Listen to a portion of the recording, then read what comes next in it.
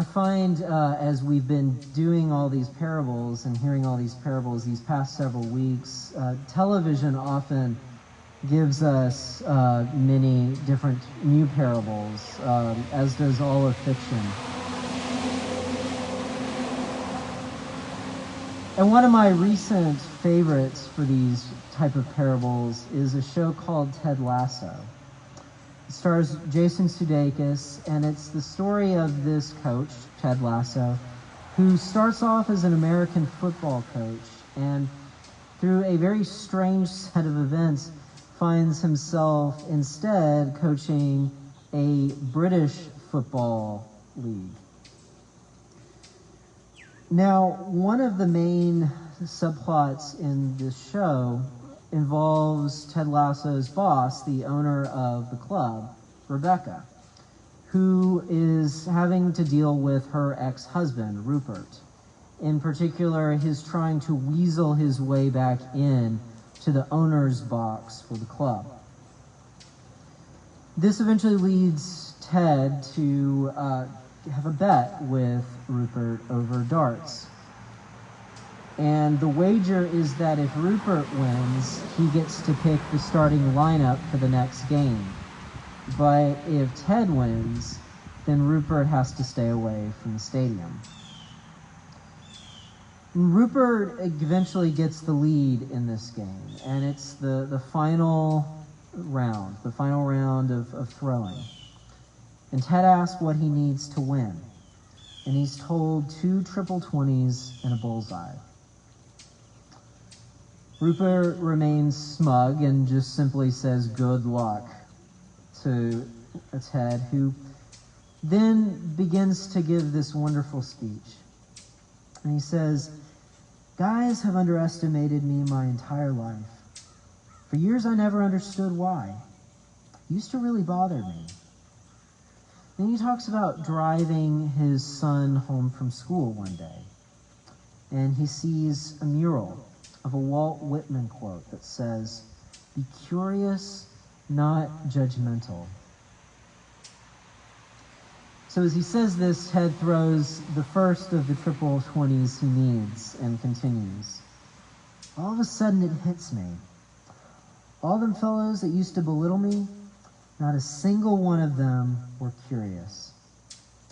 You know, they thought they had everything all figured out, and so they judged everything, and they judged everyone. And I realized that they're underestimating me. Who I was had nothing to do with it. Because if they were curious, they would ask questions. You know, questions like, have you played a lot of darts, Ted?"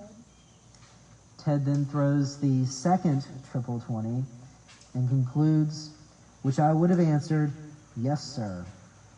Every Sunday afternoon in a sports bar with my father from age 10 until I was 16 when he passed away." And Ted throws the final shot, a bullseye.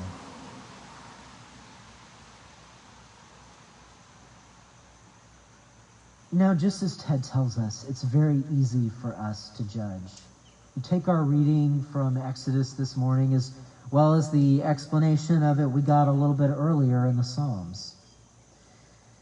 The Israelites couldn't wait a single minute for Moses to get down before they started to make their own gods, even though God was quite literally right in front of them.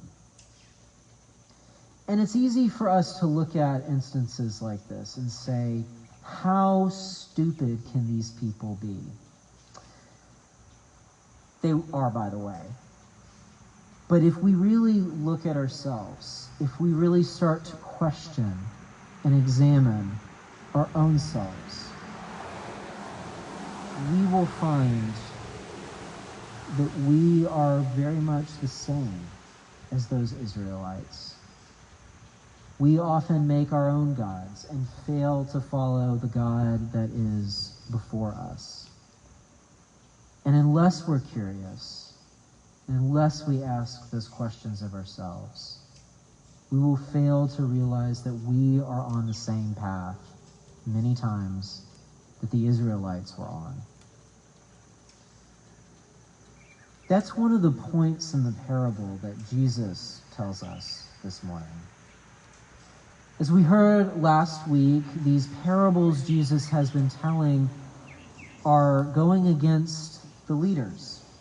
They're showing where the leaders in Jesus' day have failed and fallen in their role to help lead others to God. This parable today is no different in that it once again looks at what the leaders are doing. That's really the whole point of this marriage feast, is those who were the leaders in Jesus' day. Those who are the leaders in Jesus' day are just like these people who failed to go to the wedding banquet. They're just like those who, when they have people come up to them to tell them, please come, our king wants you here, they're the same ones who put those messengers to death, just like the Israelites did with the prophets of old, and just as the leaders in Jesus' day will do with him. And so new people are invited. They are the people we would least expect. Basically, they're just anyone that the king's slaves can find. And all these people are let in. They're all let into the wedding banquet. And yet one of these people we hear of does not have the proper clothes. They aren't celebrating in the proper way for a wedding. And so just like the others before, this person faces punishment too. Except it's not about the clothes, which I think all of us can be thankful for, especially with the weather being what it's been this summer. The clothes are not the issue, but what they represent. The clothes are a sign that this person is not giving themselves fully to be in relationship with God, which is exactly the same thing that the leaders in Jesus' time had done before. So the reason that this part is in the parable is because we need to realize that just because we've been invited in now, just because the leaders in Jesus' time failed before, and now we are invited in, doesn't mean that's the end of the story. It doesn't mean that we aren't susceptible to falling too. We have to remain cognizant of that. We have to make sure that we don't fail the same way that the other leaders did, that we don't fall into the same patterns they did of not listening and not being in relationship with God. Because otherwise, if we let ourselves completely fall down that path, we will meet the same fate that they did.